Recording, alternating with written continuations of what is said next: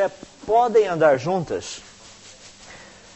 Eu procurei mostrar durante esses dias que nós temos duas ciências. Uma ciência naturalista, a outra ciência é criacionista. A ciência naturalista diz que todas as coisas surgiram espontaneamente. Não há necessidade de um Criador. Não há necessidade, portanto, de Deus. A ciência criacionista, por outro lado, nos diz que todas as coisas criadas são tão complexas e aparentam e apresentam ter praticamente um planejamento. E por ter um planejamento, por ter essa alta complexidade, só seria possível ter vindo à existência através de um Criador. Então a ciência criacionista trata de um Criador. Então nós tratamos um pouco essa semana, falando especificamente da questão da vida, falamos um pouco da complexidade da vida e como a vida teria surgido. Tratamos até com respeito à cor da pele, que todos os seres humanos teriam vindo de uma única e mesma mulher. Também tratamos ontem da questão dos fósseis, das origens. Muitos cientistas, ao olhar os fósseis, começam a nos dizer que os nossos antepassados, os antepassados dos animais, teriam evoluído. Mas pelos fósseis nós vimos que não é evolução.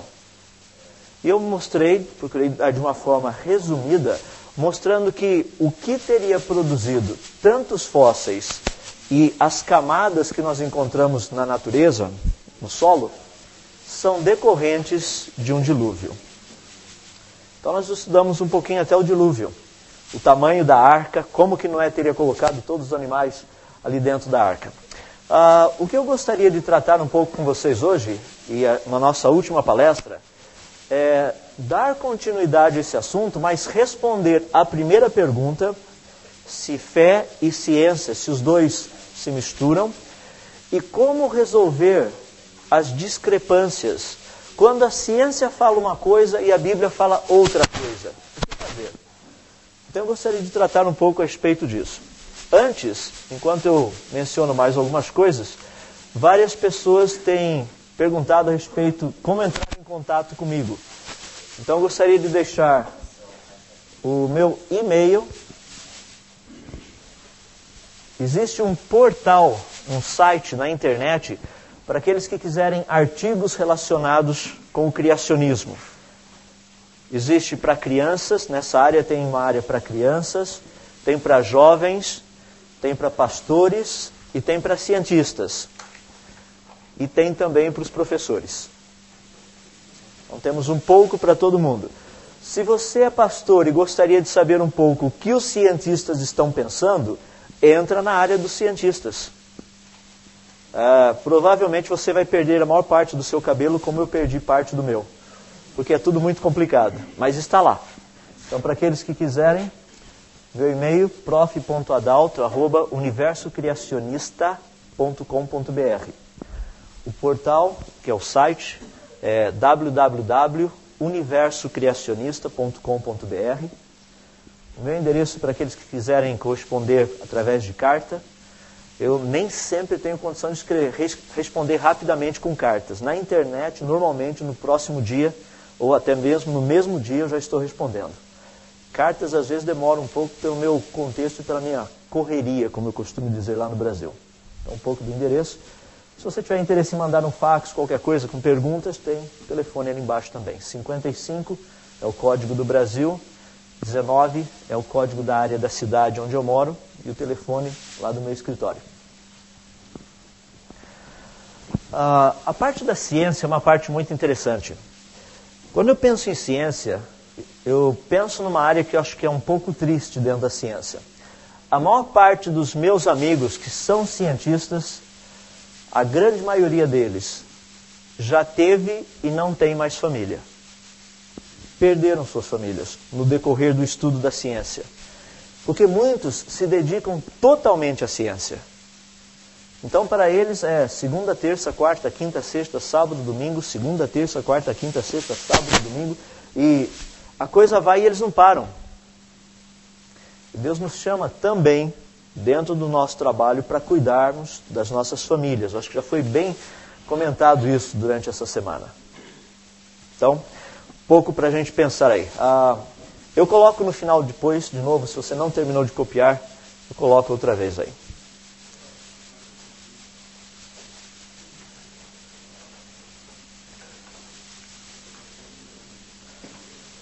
Algumas pessoas estavam me perguntando agora de pouco, porque eu saí tirando fotos de muita gente, falaram assim, mas você tirou fotos da gente, você vai nos mostrar para a sua família, mas nós não conhecemos a sua família. Então deixe-me mostrar a minha família. Só para ninguém ficar bravo. Essa é a minha família. Minha esposa, minhas 3 filhas, Sueli, Joyce, Kézia e Sara. São pessoas preciosas que Deus colocou na minha mão para cuidar delas. E cada um de nós, pastores, cientistas, devem cuidar das suas famílias. Como eu disse para vocês, muitos dos meus amigos já perderam suas famílias por não cuidar delas. Bom, já viram? Eu geralmente lá no Brasil eu não mostro essa foto, porque senão todo mundo quer o meu endereço. Não para falar comigo. Então eu não mostro a foto.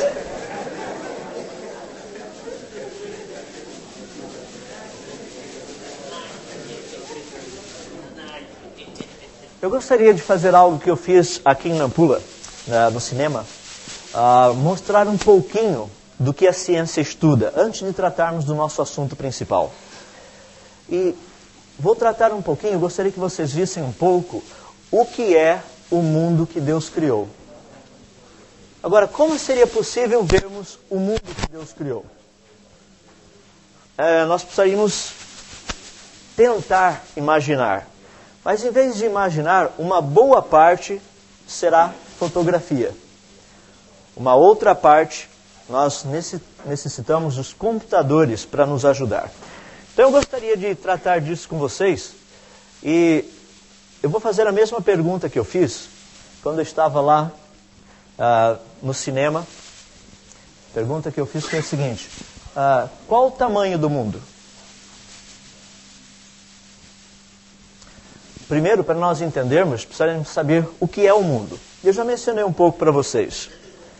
O mundo praticamente é composto de seres vivos, no nosso caso, um planeta onde nós moramos, o planeta Terra, e a estrela mais perto desse planeta, que é o nosso Sol. Então, o Sol que está brilhando lá fora é uma estrela. É a estrela mais próxima. Mas quando nós pensamos em estrelas, o céu está cheio delas. Muitas pessoas, quando nós saímos lá fora à noite, veem algumas estrelas. Se o seu olho fosse um pouquinho melhor, você veria mais estrelas. Se seu olho fosse muito bom, você veria mais estrelas. Mas você, mesmo tendo um olho perfeito, não veria as muitas estrelas. Cada um desses pontinhos que vocês estão vendo é igual àquele sol que está brilhando lá fora. Cada um deles. Essas estrelas, elas encontram-se agrupadas no que nós chamamos de galáxias. O que vocês estão vendo aqui são muitas estrelas juntas. Tudo isso está lá no céu, só que nós não vemos com os nossos olhos, mas está aqui em cima. Essas galáxias, elas se agrupam em grupos de galáxias. Aqui nós temos uma maior, uma outra menor, uma outra pequena ali e uma outra lá atrás. As grandes nós chamamos de galáxias. Essas outras nós chamamos de galáxias anãs. Essas grandes chegam a ter até 500 bilhões de estrelas. Por isso que elas são chamadas de galáxias. As anãs têm apenas algumas centenas de milhões de estrelas. E as galáxias estão compactadas em grupos. Então, quando nós pegamos várias galáxias como essas, elas formam um grupo. E grupos de galáxias formam aquilo que nós chamamos de supergrupo. Então gostaria de fazer um passeio com vocês.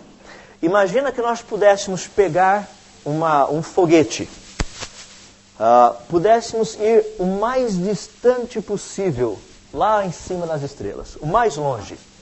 O que nós veríamos? Então vamos começar o nosso passeio.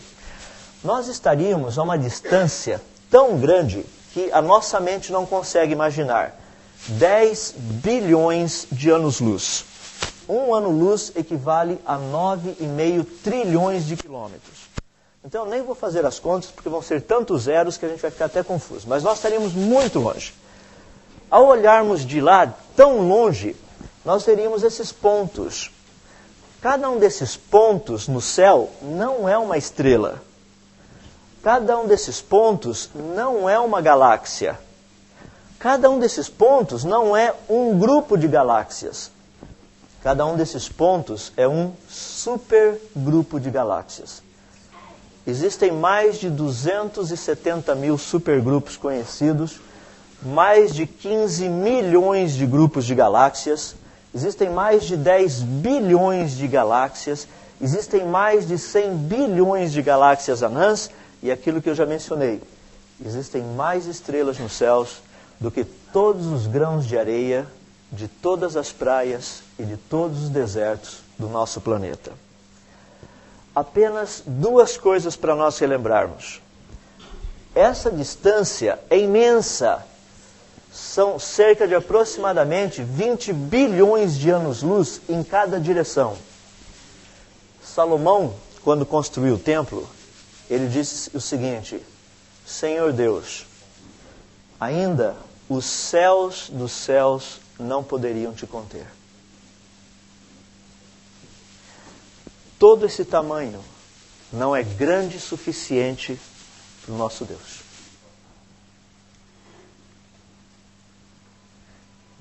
Nunca percam das suas mentes quem é o Deus que vocês pregam e que vocês servem.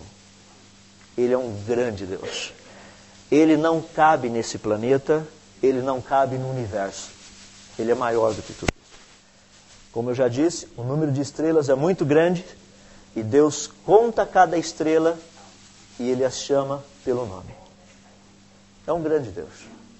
Mas vamos começar o nosso passeio. Vamos viajar e vamos chegar um pouco mais perto. Aí nós estaríamos a 10 bilhões de anos-luz de casa. Agora, chegando um pouco mais perto, a 1 bilhão de anos-luz, nós veríamos os 80 supergrupos principais, próximos do nosso. Se nós chegássemos mais perto um pouco, a 100 milhões de anos-luz, nós veríamos o que é chamado de supergrupo de Virgo. É o nosso supergrupo, aonde a nossa galáxia mora. Se chegarmos mais perto um pouco agora, a 10 milhões de anos-luz, nós estaríamos vendo a parte central do supergrupo de Virgo. E esses 3 pontinhos que estão ali são galáxias. Cada um desses pontos é uma galáxia. Se chegarmos mais próximos um pouco agora, a 1 milhão de anos-luz, nós veríamos a nossa galáxia. Esse branco aqui parece uma nuvem, é que são nuvens de estrelas. Tantas estrelas juntas que parecem até uma nuvem. Veríamos a nossa galáxia, a M31 e a M33, 3 galáxias. Agora, chegarmos mais perto, a 100 mil anos-luz, nós estaríamos vendo um dos braços da nossa galáxia. Esse branco são estrelas, muitas estrelas juntas. Se eu chegar mais perto um pouco, agora a cerca de 10 mil anos-luz, nós estaríamos vendo as estrelas do braço de Orion, que é um dos braços da nossa galáxia. Se eu chegar mais perto um pouco agora, a 1000 anos-luz, eu estaria vendo a cerca de 1 milhão de estrelas próximas do nosso Sol. Se eu chegar mais perto um pouco agora, cerca de 100 anos-luz, eu estaria vendo as 150 mil estrelas mais próximas do nosso Sol. Se eu chegar mais perto um pouco agora, a 10 anos-luz, eu estaria vendo as 33 estrelas mais próximas do Sol. São essas maiores. Mas o Sol é tão pequenininho que não daria para ser visto. O Sol é um grãozinho de poeira no universo. Ele é muito pequenininho. Se eu chegar mais perto agora, aproximadamente 1 ano-luz, agora esse pontinho ali no meio é aquele Sol lá fora. Nossa viagem só está começando. Agora nós sabemos onde nós estamos. Muito bem. 1 ano-luz equivale a cerca de 10 trilhões de quilômetros. Então vou mudar de ano-luz para trilhões de quilômetros. Então agora estaria 10 trilhões de quilômetros. Agora eu vou para 1 trilhão de quilômetros. O Sol é a estrela mais visível. Mas os planetas são tão pequenos que eu não consigo ver ainda. Não daria para ver a Terra, porque é muito pequeno. Se eu chegar mais próximo um pouco, agora a 100 bilhões de quilômetros, eu fiz umas marcas aqui para você ter uma ideia da órbita dos planetas em volta do Sol. Só para sabermos por onde que eles passam. Mas eles são tão pequenos que nós não conseguiríamos vê-los ainda. Se eu chegar mais próximo um pouco, a 10 bilhões de quilômetros, eu estou vendo por onde os planetas passam, mas não estaria vendo os planetas. Eles são muito pequenininhos. Se eu chegar mais próximo um pouco, daí eu estaria vendo o Sol e a órbita dos planetas perto do Sol. Essa é a órbita do planeta Mercúrio, do planeta Vênus, do planeta Terra, que é o nosso, do planeta Marte e do planeta Júpiter. Se eu chegar mais perto um pouco agora, a aproximadamente 100 milhões de quilômetros, eu veria por onde o planeta Terra passa. Mas ainda não dá para ver a Terra. A 100 milhões de quilômetros a Terra não é visível. Se eu chegar mais próximo um pouco, agora a 10 milhões de quilômetros, eu veria um pequeno pontinho branco. Esse pontinho branco é o nosso planeta. Essa linha aqui em volta mostra por onde a Lua passa. Se eu chegar mais perto um pouco agora, a cerca de 1 milhão de quilômetros, eu veria a Terra e aqui mais uma vez a órbita por onde a Lua passa. Essas linhas eu só desenhei para a gente saber por onde passa, elas não existem no espaço. É só para termos uma ideia. Bom, agora estamos chegando perto. Chegar mais perto um pouco. Agora, a 100 mil quilômetros, eu estou vendo a Terra. Já começo a ver que ela é azul, tem um pouco de nuvens. Vou chegar mais perto um pouco. A 10 mil quilômetros, agora já estamos conhecendo algumas coisas. Você estaria vendo a África. Se chegarmos mais perto um pouco, a 1000 quilômetros, você estaria vendo a costa de Moçambique. Se chegarmos mais próximos um pouco, a 100 quilômetros, você estaria vendo a região principal de Nampula. Se chegarmos mais próximos um pouco, a 10 quilômetros, você estaria vendo Nampula. E nós estamos mais ou menos aqui. Se chegarmos mais perto um pouco, eu não vou trazê-los para cá porque eu não fiz desse jeito, mas vocês conhecem essa parte aqui lá perto do centro da cidade. Exato. Eu quero as árvores. Então nós estamos a 1 quilômetro de altura. Vamos chegar mais perto um pouco. Agora a 100 metros eu estou vendo as árvores. Estamos bem pertinho do centro. Só que eu quero uma árvore específica, então eu vou chegar mais perto. Agora, a 10 metros de altura, estou vendo as árvores de cima. A 1 metro de altura, eu começo a ver os galhos e as folhas. A 10 centímetros, eu começo a ver as folhas. A 1 centímetro, eu começo a ver os detalhes das folhas. A 1 milímetro, eu começo a ver os detalhes da superfície dessa folha. A 1/10 de milímetro, eu começo a ver as células da superfície dessa folha. a 1/100º de milímetro, eu começo a ver as células independentes e os núcleos dessas células. A 1/1000 de um milímetro, ou seja, a 1 micron, eu estou vendo o núcleo de uma célula. Vamos lá dentro. Estou sempre entrando dentro desse quadradinho ali, só para você ver. Agora, a 1/10 de um milésimo de um milímetro, dentro do núcleo da célula, nós estaríamos vendo o que nós chamamos de cromatina. São essas coisas todas torcidas ali dentro. Agora, a 1/100º de um décimo de um milímetro, nós estaríamos vendo o DNA, o código genético que existe dentro do núcleo dessa célula, que está na folha de uma árvore, na cidade de Nampula, que está no planeta Terra, que faz parte do sistema solar, todas essas coisas aí. 1/100º de um milésimo de um milímetro. Se eu pegar 1/1000 de um milésimo de um milímetro, eu estaria vendo os pequenos bloquinhos dos nucleotídeos. São esses bloquinhos que formam o DNA. Se eu pegar agora 1/10 de um milésimo de um milésimo de um milímetro, ou seja, bem pequenininho, eu estaria vendo a nuvem de elétrons de um átomo de carbono que faz parte de tudo aquilo que eu já mostrei para vocês. Se eu chegar mais perto um pouquinho agora, a 1/100º de um milésimo de um milésimo de um milímetro, eu estaria vendo a nuvem interna de elétrons de um átomo de carbono. Mas o núcleo do átomo é tão pequeno, mas tão pequeno, que ainda não daria para ver. Então vamos chegar mais perto um pouco. Ao chegarmos mais perto um pouco, a 1/1000 de um milésimo de um milésimo de um milímetro, nós estaríamos vendo praticamente o núcleo de um átomo. Vamos chegar mais perto um pouquinho. Chegando mais perto um pouco, nós chamamos isso de 100 fermis. Então é bem pequenininho.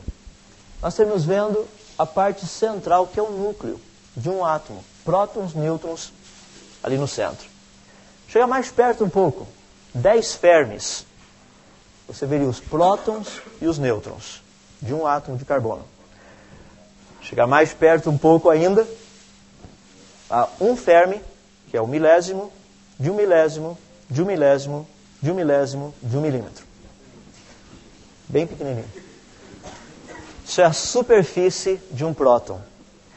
E se nós chegássemos mais perto um pouco, você fala, nossa, mas dá para chegar mais perto ainda? A 10 a 100 atômetros, nós estaríamos vendo aquilo que a ciência chama de quarks. São essas partículas minúsculas que formam os átomos. Os átomos formam as moléculas formam as plantas, formam o planeta, formam as estrelas e o universo todo. Essas coisas tão pequenas. Pergunta, qual o tamanho do mundo?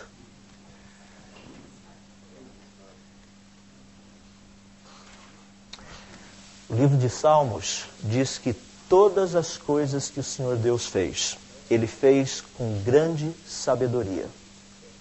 E nós, estudando a ciência, só podemos ficar admirados com a sabedoria do Criador. É muito grande. Isso é um pouquinho daquilo que nós estamos aprendendo. Acho que dá para ver um pouquinho como o nosso mundo é complicado, né? Mas é bonito. Vale a pena estudar. Porque ao estudarmos, nós contemplamos um pouco da beleza e da grandeza do Criador. Muito bem. Vamos trabalhar com o nosso último assunto. Assim nós podemos completar tudo aquilo que já tivemos trabalhando até aqui. Pergunta. Quando a Bíblia e a ciência não se encaixam, o que fazer?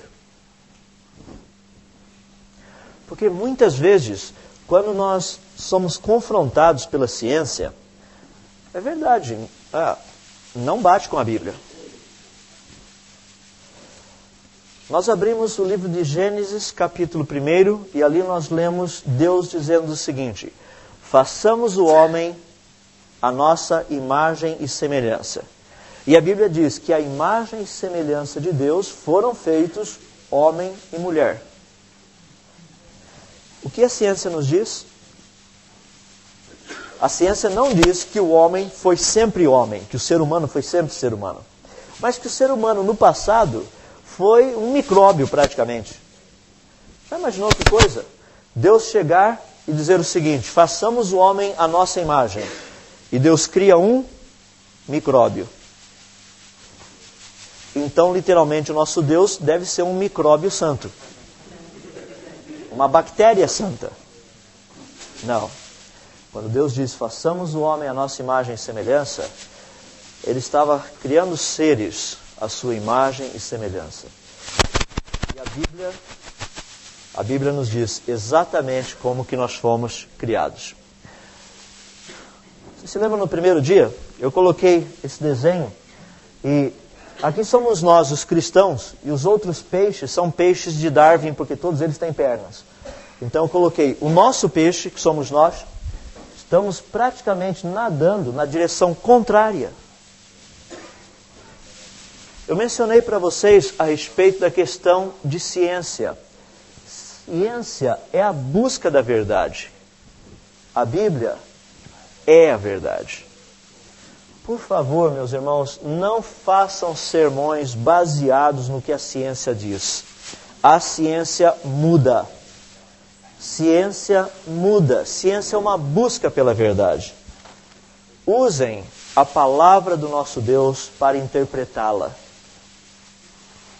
Nós temos visto todos esses dias a importância de pregarmos a palavra. Pregarmos o que Deus disse, não o que os homens têm investigado. Temos que pregar o que Deus falou. Algo que tem chamado muito minha atenção, e as pessoas me perguntam, mas como que é possível então encaixar ciência com a Bíblia? Ou ciência e fé? Eu gostaria de deixar uma frase para os irmãos. Não fui eu quem fiz essa frase, mas é uma frase que claramente define como nós devemos tratar essa questão. Ela diz o seguinte: a ciência devidamente estabelecida e a Bíblia corretamente interpretada nunca entrarão em contradição. Mas a ciência deve e precisa estar devidamente estabelecida. Daí a pergunta que nós fazemos, ciência devidamente estabelecida, Bíblia corretamente interpretada, então não existe contradição, correto. Pergunta, o que é ciência devidamente estabelecida? Ciência devidamente estabelecida é aquela ciência que já foi comprovada. Teoria não é ciência devidamente estabelecida. Teoria da evolução. Teoria da evolução é ciência devidamente estabelecida? Não. A teoria de Darwin é ciência devidamente estabelecida? Não. Nós não precisamos temer essas ciências, porque elas são apenas teorias. Ninguém sabe se está certo ou não. Portanto, o que é ciência devidamente estabelecida? É aquela ciência que se revela em forma de leis. Por exemplo, a lei da biogênese é uma lei científica. Vida gera vida. Ou vida provém de vida. Essa lei contradiz a Bíblia? Não. Como que vida surgiu nesse planeta? Ela foi criada. Foi criada por quem? Deus. Deus não é vida? O que Jesus disse? Eu sou o caminho, a verdade e a vida. Vida produzindo vida. a lei científica é contra o que a Bíblia diz? De forma nenhuma. Existe contradição? De maneira nenhuma. E a outra parte? Como pode ser a Bíblia corretamente interpretada? Como que nós devemos interpretá-la corretamente? A resposta é simples. A Bíblia interpreta-se a si mesma. Pode procurar que a resposta está lá dentro. Não precisa procurar fora. Nós não temos falado a semana toda da suficiência da Bíblia? Ela é suficiente. Pode procurar a resposta que está lá dentro. Mas muitas pessoas têm procurado a resposta lá fora. É por isso que tem muito sermão que depois precisa ser consertado de novo. Porque falou uma coisa que a ciência tinha descoberto, e depois a ciência viu que ela estava errado. Eu não vou repetir, mas nós já vimos, falando a respeito das Escrituras, da sua autoridade, suficiência, inerrância e infalibilidade. Portanto, quando existe um problema que a Bíblia e a ciência não se encaixam, quais são as coisas a fazer? Eu gostaria de primeiro dar algumas ideias. Primeira ideia, descubra os erros. Aonde? Na Bíblia? Não, na ciência. Se tiver discrepância, alguma coisa que não está certo, não precisa ver se a Bíblia está correta. Ela está correta. Nós só precisamos procurar na ciência aonde está errado. Porque muitas pessoas fazem essa confusão, como eu já mencionei. Acham que a ciência é a interpretação da natureza e a Bíblia a interpretação, a teologia a interpretação da Bíblia. Não. A teologia interpreta a natureza. Por quê? Porque a Bíblia nos ensina como interpretar a natureza. A Índia, o país Índia, tem um dos maiores rebanhos do mundo. Eles têm tantas vacas, mas tantas vacas, que eles nem sabem o que fazer com tanta vaca que eles têm. E as pessoas lá estão morrendo de fome. Daí você fala, mas por que eles não matam a vaca e comem? Porque a vaca para eles é um Deus. É por isso que eles não matam e comem. Como é que eles iriam matar o Deus deles e comer o Deus deles? A Bíblia interpreta todas as coisas. Eu posso matar uma vaca e comer aquela vaca sem ficar preocupado que estou matando meu Deus e comendo meu Deus. Por quê? Porque a Bíblia interpreta a natureza. Deus me disse o que eu posso e o que eu não posso. Primeiro ponto, procure achar os erros na ciência. Segundo, defina bem os termos, sabe o que as coisas significam. As pessoas chegam e dizem assim, evolução é um facto. Não, evolução é um facto? Não, evolução é uma teoria. Vamos definir bem os termos. Pensem o seguinte, 2 versos, Jó capítulo 21, verso 22. Acaso alguém ensinará ciência a Deus, a Ele que julga os que estão nos céus?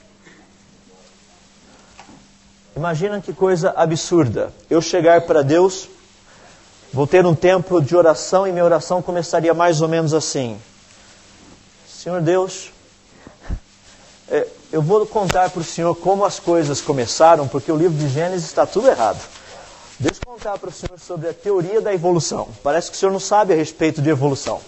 Eu queria dizer que lá no princípio, não seria ridículo fazer isso? Eu contar para Deus como o mundo começou? Deus já nos contou como o mundo começou. Porque Ele que fez o mundo estava lá. Ele que esteve lá nos disse como todas as coisas começaram. Então é importante nós definirmos bem os termos. Defina os termos tanto na teologia quanto na ciência. Conheça o que Deus disse e saiba o que os cientistas estão falando.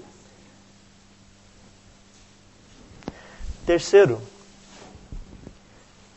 encontre ou descubra os factos. Lá no Brasil, facto é facto. Eu descobri lá em Portugal que eu disse que Jesus era um homem sério de facto. E quando eu falei de fato, todo mundo pensou que ele estivesse de paletó, gravata e coisas assim. Eu falei, não, de facto.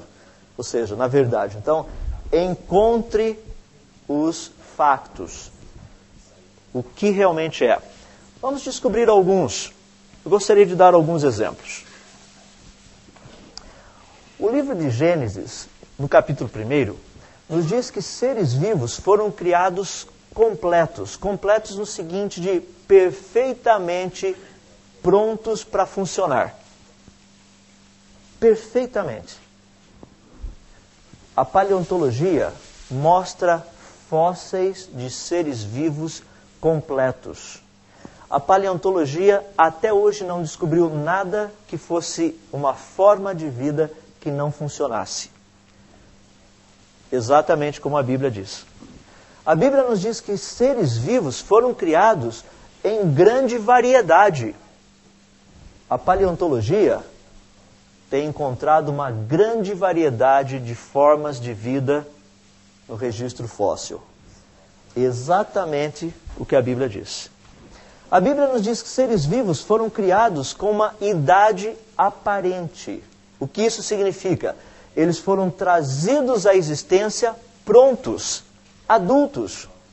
Por exemplo, Adão e Eva. Adão e Eva tinham um umbigo? Vocês sabem, umbigo é umbigo a palavra que vocês usam? Né? Adão e Eva tinham um umbigo ou não? Não, a resposta é não. Quem nasce tem umbigo. Eles não nasceram, eles foram criados. Eram os dois únicos que poderiam levantar a camisa e falar, não temos umbigo. São os originais. Não, eu estou só brincando. Eu não sei se eles tinham umbigo ou não. Não sei. Mas o ponto que eu gostaria de dizer a vocês é o seguinte. Quando Deus criou Adão e Eva no 6º dia, Ele criou um homem e uma mulher. Se nós pudéssemos voltar lá naquele 6º dia e perguntar a Adão, como foi a sua infância? Adão diria, eu não tive infância, eu já fui criado desse tamanho. Ele foi criado com uma idade aparente. Isso significa sem ter evoluído. Vida já foi criada pronta. As árvores foram criadas árvores prontas, dando fruto. Senão Adão não teria nada para comer. Porque as árvores haviam sido criadas no 3º dia. Se Deus não criasse as árvores prontas, com frutos, Adão iria morrer de fome. Porque não teria nada para comer. Paleontologia. Quando estuda o registro fóssil, vida aparece no registro fóssil, de repente, pronta, adulta. Do jeito que a Bíblia nos diz. A Bíblia nos diz que seres vivos foram se espalharam por toda a Terra. Paleontologia, com os fósseis, encontramos fósseis de seres vivos por todos os lugares do planeta. Do jeito que a Bíblia nos diz. A Bíblia nos diz que toda a raça humana veio de uma única e mesma mulher. No estudo de genética, vimos que todos os seres humanos vieram de uma única e mesma mulher. Do jeito que a Bíblia nos diz. Aonde está a contradição? Mais alguns exemplos, que acho que tem muitos exemplos, tem muita coisa importante para vermos. De Gênesis, capítulo 2 até o capítulo 6, nós vemos a grande inteligência do homem. A arqueologia tem mostrado para nós o quão sábios já foram os homens do passado. Em alguns casos, até mais sábios do que os homens de hoje. A Bíblia fala da grande capacidade de realizações, que esses homens fizeram grandes coisas. A arqueologia fala a respeito disso. A Bíblia nos diz da grande capacidade de invenções que esses homens tinham. Eles fizeram instrumentos cortantes de ferro e de bronze, fizeram instrumentos musicais, cuidavam do gado, plantavam, todas essas coisas. A arqueologia nos mostra tudo isso. Fala de uma grande capacidade agropecuária desses homens, como eu já mencionei, cuidar de animais, plantas, fazendas. A arqueologia e a paleontologia confirmam tudo isso. A Bíblia nos fala de um grande dilúvio, destruição de toda a raça humana, animais e plantas. A paleontologia nos dá fósseis de seres humanos, animais e plantas. A Bíblia nos diz que houve uma inundação global. O dilúvio foi na terra toda. A geologia mostra que existe essa sedimentação na terra inteirinha, que é resultado de água. A Bíblia nos diz que houve uma alteração climática no planeta. Tanto a geologia quanto a paleontologia nos mostram que o nosso planeta já foi diferente no passado. Pergunta: onde está a contradição?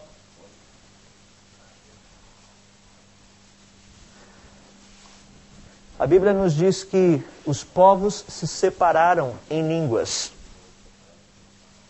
Lá na Torre de Babel. Estudo de linguística geográfica nos mostram por onde os povos foram andando. Por exemplo, os índios que nós temos lá no Brasil, as línguas que eles usam, tem alguns fonemas que são também utilizados por índios americanos, que são utilizados por alguns grupos que moram na Sibéria, fazem parte de alguns dialetos que tem na China, na Índia. Então você sabe por onde que esses grupos andaram. E todos eles convergem praticamente para uma região central, que é ali do Oriente Médio. Não foi ali onde praticamente foi construída a Torre de Babel? O que a linguística geográfica tem encontrado é a mesma coisa que a Bíblia tem nos dito. Gênesis de 10 a 12. A arca de Noé parou aonde? No Monte Ararat, que fica onde? Na Turquia. A Torre de Babel fica onde? Praticamente fica onde hoje é o Iraque. A Bíblia diz de um aparecimento de uma cultura pós-diluviana na Mesopotâmia. A história diz o quê? Que a Mesopotâmia é o berço da civilização. A Bíblia fala da origem dos povos judeu e árabe.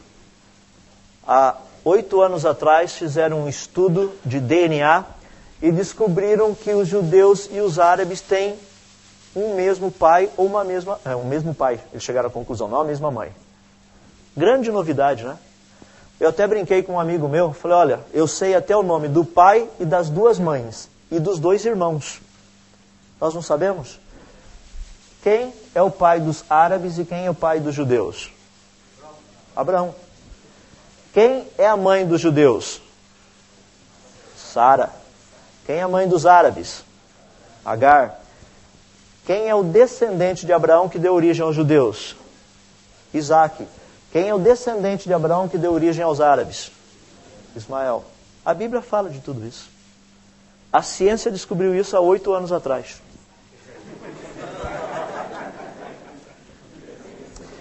A Bíblia fala de uma grande e poderosa civilização egípcia. A arqueologia tem nos mostrado isso. O quão grande e poderosa foi a civilização egípcia. Pergunta: aonde está a contradição? A Bíblia nos fala da origem dos povos. Nós lemos os povos da Bíblia, são os povos da história. Todos eles. Mas a Bíblia, até o século XIX, era o único livro falando de um povo chamado Heteus, conhecido como os hititas. E as pessoas achavam ridículo. Nós já descobrimos as grandes culturas do mundo, as grandes civilizações. um homem no século XIX resolveu procurar, e adivinha o que ele encontrou? A civilização dos heteus. Com suas cidades, bibliotecas, arte, todas as coisas, do jeito que a Bíblia fala. Pergunta, aonde está a contradição?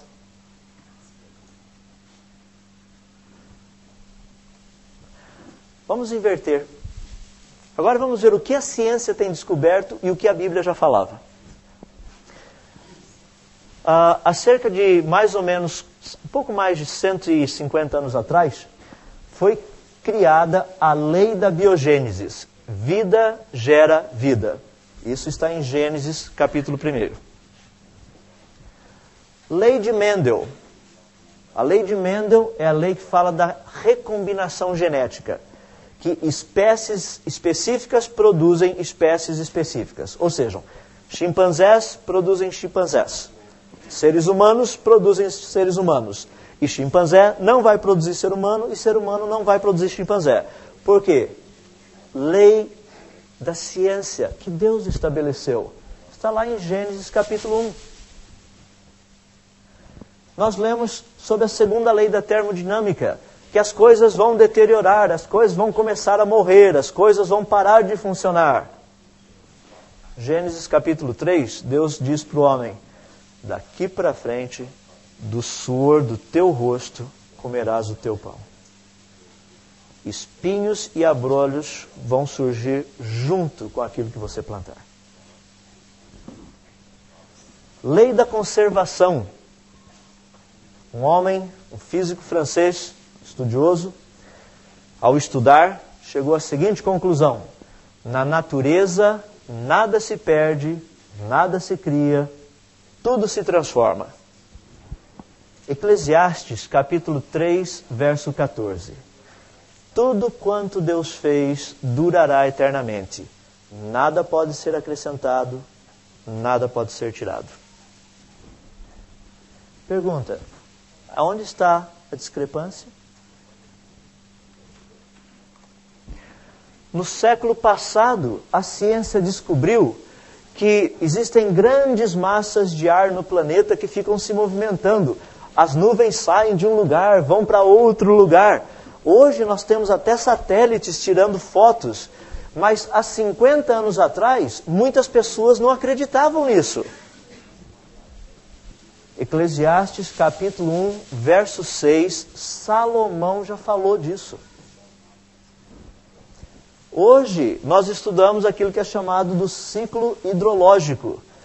A chuva cai, a água vai para os rios levam a água para o oceano, lá no oceano evapora a água de novo, vira a chuva, cai outra vez, vai para o rio, vai para o oceano, vira a chuva, todo esse negócio. Esse é o ciclo hidrológico. Eclesiastes capítulo 1, verso 7, já fala disso. Mais uma vez, a ciência está aprendendo agora aquilo que a Bíblia já havia dito. Há mais algumas coisas que a ciência já havia dito. Desculpem, que a Bíblia já havia dito. A Bíblia diz que luz apareceu antes dos corpos celestes. No dia 1 Deus criou a luz, no dia 4 Deus fez o sol, a lua e as estrelas.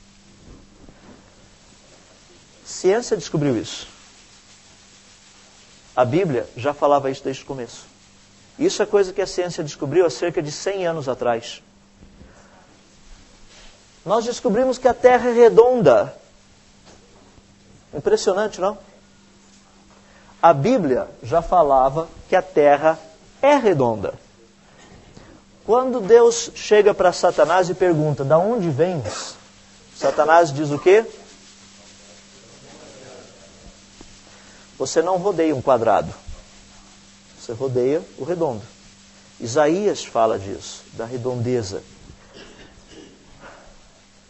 Gravitação da Terra. A Terra flutua sobre o nada. Os chineses acreditavam que a Terra está em cima de um elefante. E esse elefante está em cima de um outro elefante. E esse outro elefante está em cima de um outro elefante. que estava em cima de um outro elefante, e depois de uma monteirada de elefantes, lá embaixo tinha um elefante branco.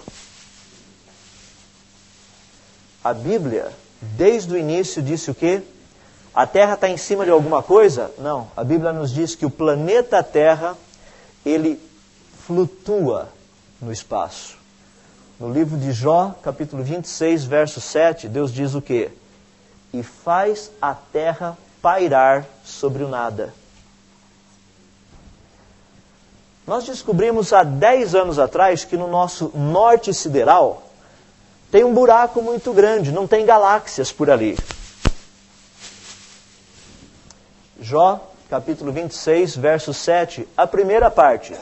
Deus estende o norte sobre o vazio. E é interessante que é no nosso norte sideral que tem esse vazio. Contrário até à teoria do Big Bang. Pequenas partículas, átomos, partículas subatômicas, elas não são visíveis. Ou seja, o mundo, o que é visível, é feito de coisa invisível. Hebreus capítulo 11, verso 3, diz que pela fé entendemos que foi o universo formado pela palavra de Deus, de forma que o visível veio a existir das coisas que se não veem. Exatamente igual àquilo que a ciência tem dito.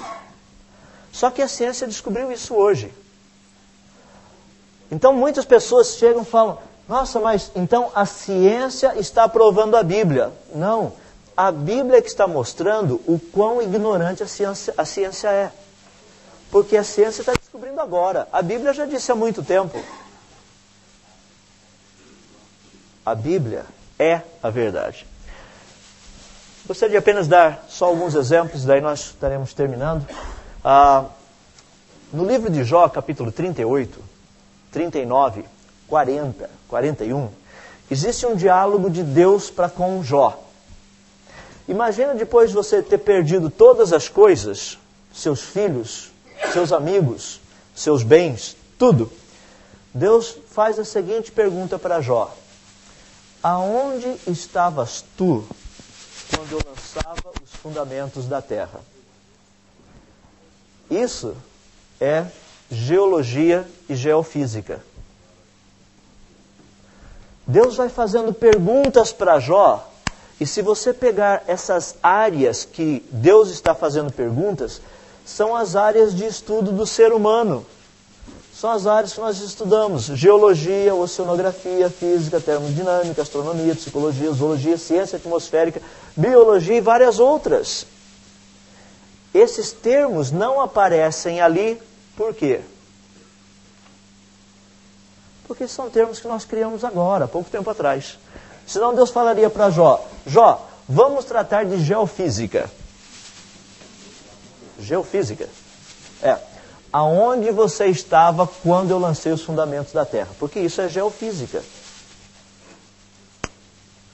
Todas as áreas que o homem estuda encontram-se nas Escrituras.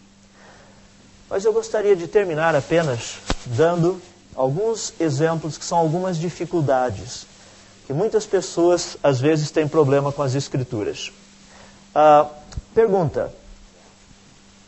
A Bíblia nos diz que Caim, depois de ter matado Abel e ter sido amaldiçoado por Deus, afastou-se da presença do Senhor e foi viver na terra de Nod. Muitas pessoas dizem, está vendo?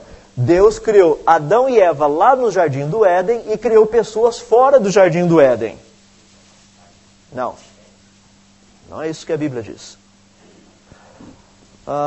Só para nós entendermos, eu mencionei que Bíblia interpreta-se a si mesmo. O que significa essa terra de Nod? Vejamos um exemplo. Se nós voltarmos para o capítulo 2 de Gênesis, porque essa parte que eu li é o capítulo 4. No capítulo 2 diz assim, que no Éden nascia um rio que irrigava todo o jardim. E depois ele se dividia em 4. O nome do primeiro é Pison, e ele percorre toda a terra de Havilá, onde existe ouro. O ouro daquela terra é excelente. Lá também existe o bidélio e a pedra de ônix. O segundo que percorre toda aquela terra, a terra de Cush, desculpe, é o Gion. O terceiro, que corre pelo lado leste da Assíria, é o Tigre. E o quarto é o rio Eufrates. Existia a Síria quando Deus criou o Jardim do Éden? O que a Síria está fazendo dentro do Jardim do Éden? A Síria não está dentro do Jardim do Éden. Moisés está usando um referencial geográfico.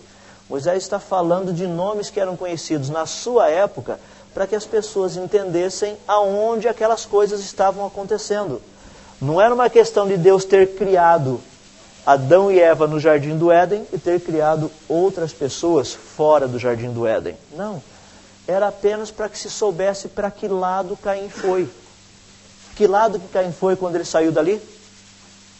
Ele foi para o leste ou foi para o oeste? Isso aí você vai ter que olhar na Bíblia. Leia lá que essa resposta eu não vou te dar. Mas tem outro problema. Várias pessoas chegam para mim e falam assim, mas Caim foi lá viver na terra de Nod, a leste do Éden. Caim teve relações com sua mulher e ela engravidou. E as pessoas me perguntam, com quem Caim casou? Esse é um grande problema, não é? As pessoas não me perguntam com quem Sete casou, mas todo mundo quer saber com quem Caim casou. Então vamos estudar um pouquinho só para vermos. A Bíblia nos diz que Adão tinha 130 anos quando ele gerou um filho à sua imagem e semelhança. E ele deu a esse filho o nome de Sete. E a Bíblia nos diz que depois que Sete nasceu, Adão e Eva ainda tiveram outros filhos e filhas. Adão e Eva possuem o mesmo material genético. Foi o primeiro casal, mesmo material genético perfeito, os primeiros habitantes do planeta. Adão e Eva tiveram Caim e Abel. Caim matou Abel, ficou apenas Caim. E daí você tem Sete. Mas nós temos, portanto, os descendentes de Caim e os descendentes de Sete. A Bíblia dá as duas genealogias. Então eles se casaram com alguém. Com quem eles teriam se casado? Bom, vejamos. Nasceu Caim e Abel. Caim matou Abel, ficou apenas Caim. Depois, Sete. Depois que Sete nasceu, Adão e Eva tiveram ainda outros filhos e filhas. Sete se casou com uma das suas irmãs. E Caim com uma das suas irmãs ou sobrinha. Não tem nada tão complicado assim. Algumas pessoas têm sugerido, eu estou passando apenas para vocês, que aquela interpretação de filhos de Deus e a interpretação filhos dos homens significam filhos de Deus, os descendentes de Sete, filhas dos homens, descendentes de Caim. Por que é uma sugestão? Porque quando nós temos depois essas duas descendências novamente se cruzando através de casamento, a tendência é de nascer gigantes ou anões. Sempre. Lá no Brasil nós temos muitos anões, pessoas bem pequenas. Se você procurar lá ver a história desse anão, dessa pessoa pequena, o bisavô dele, ou seja, o pai do avô dele, por parte do pai, é o mesmo pai do avô por parte da mãe. Dois grupos que se separam, depois cruzam novamente. Produzem gigantes e anões. Uma possibilidade seria essa. Por isso que eu disse que é uma sugestão. Vou deixar para vocês, os teólogos aí, depois discutirem o problema. O aparecimento dos gigantes. Tomem cuidado com informação. Há pouco tempo atrás, essa foto circulou na internet. Os cristãos já pegaram essa foto e colocaram nos sites deles, falando, tá vendo? Olha o tamanho do gigante. Olha o tamanho da pessoa. Essa foto é uma montagem de duas fotos. Pegaram uma foto, que era essa foto do esqueleto, pegaram uma outra foto que era desse homem e colocaram as duas fotos juntas. Isso não é uma foto de verdade. Existem pessoas altas? Existem. Olha o irmão dele. 2,75 metros, quase da altura da parede. Ele poderia, ao ficar em pé aqui, ele poderia trocar qualquer lâmpada ali pra gente. Existem pessoas altas? Existem. E pode olhar na Bíblia que a Bíblia, quando trata de gigantes, ela não está falando de pessoas com 10 metros de altura. Está falando com pessoas com 2,5 metros, 3 metros de altura. Essa é a altura dos gigantes que a Bíblia está tratando. Então vamos entender o tamanho. Eu gostaria de terminar dando um último exemplo. Muitas pessoas têm muita dificuldade em aceitar aquelas idades que a Bíblia nos dá. A Bíblia trata de homens que viveram muito antes do dilúvio. Adão, por exemplo, viveu 930 anos. O filho dele, Sete, 912. O avô de Noé, Metusalém, viveu 969 anos. O próprio Noé viveu 950 anos. Então muitas pessoas chegam para mim e falam: não, isso aqui deve estar errado. Isso aí não é possível. Onde é que já se viu alguém viver quase 1000 anos? Então algumas pessoas têm sugerido que no passado os anos eram menores. Fisicamente, em termos de pensar da Terra e do Sol, isso não seria possível. Se a Terra girasse um pouco mais rápido em volta do Sol, fazendo com que os anos fossem menores, ela estaria mais próxima do Sol. Estando mais próxima do Sol, o calor do Sol faria com que a nossa atmosfera se evaporasse. Essa resposta não seria possível. Ah, mas então a Terra girava mais rápido em volta do seu eixo, então os anos... Se a Terra girasse um pouco mais rápida em volta do seu eixo, em vez de 24 horas, o nosso dia tivesse umas 20 horas mais ou menos, isso produziria tantos ventos na nossa atmosfera que o planeta Terra seria literalmente um furacão, um ciclone, um tornado. Não daria para a vida existir. Se a Terra girasse um pouco mais devagar, o planeta ficaria tão quente durante o dia e tão frio durante a noite que vida também desapareceria. São anos de verdade.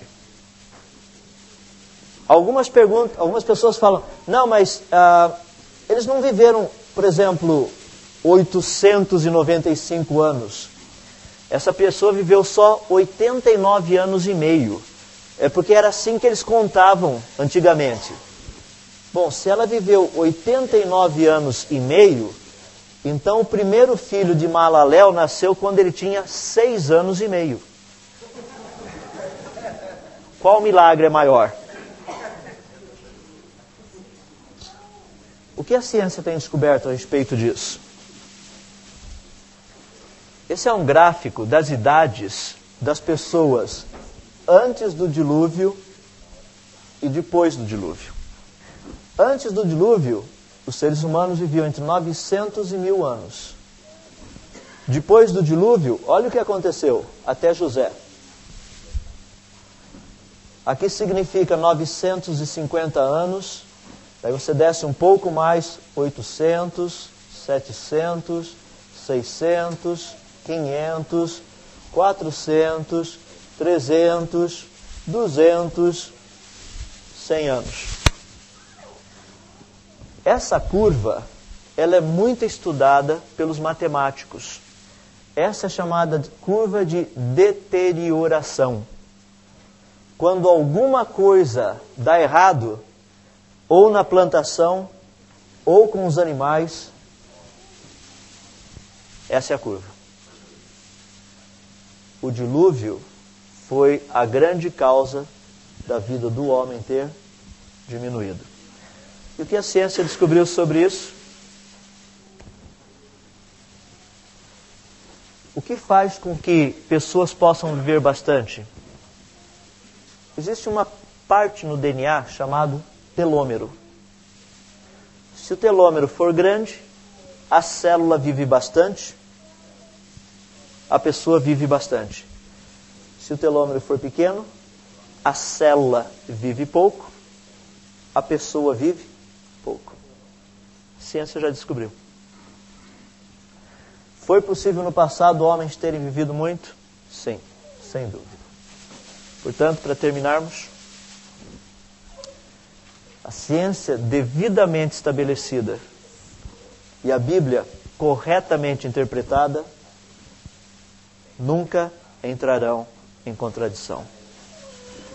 O que eu quero dizer com isso?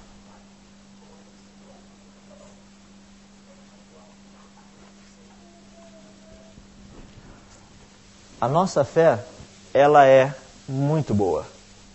Ela é perfeitamente coerente, perfeitamente consistente. Esse livro que Deus nos deu é a verdade. E o que ele ensina é a verdade. Meu desafio e minha oração para com os irmãos é que os irmãos não temam aquilo que a ciência diz que é contra a Bíblia. Tudo aquilo que for dito contra a Bíblia, esperem um pouco, porque será provado que estava errado. Porque a palavra do nosso Deus é a verdade. Ela é a verdade. É por isso que a ênfase dessa semana foi poder na pregação. Quer ter poder na sua pregação? Não prega a ciência, prega a Bíblia. Pregue a palavra do nosso Deus. Não fique intimidado se disserem que o homem veio do macaco, da ameba, seja lá de onde veio. A Bíblia nos diz que ele veio das mãos do Criador, que é sábio, todo-poderoso. Aquele que a Bíblia nos diz, a Ele toda honra, glória e louvor. Por quê? Porque todas as coisas que criaste, sim, por causa da tua vontade, elas foram criadas e vieram a existir. Que Deus possa abençoá-los. Que o conhecimento do nosso Deus a cada dia possa aumentar através da sua palavra. Estudem-la, leiam, acreditem nessa palavra. Vamos ter uma palavra de oração?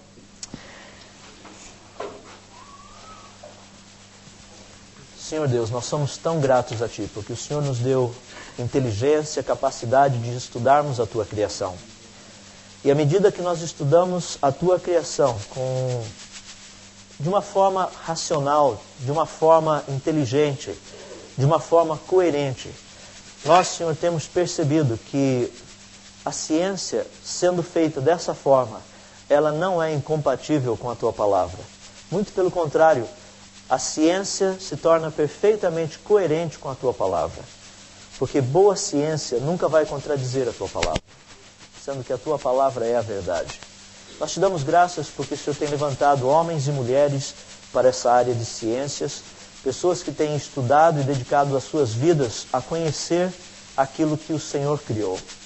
Mas acima deles, eu quero dar graças ao Senhor e bendizer o Teu nome, por homens que o Senhor tem estabelecido na vida da Tua igreja, pastores, homens para liderar o Teu rebanho.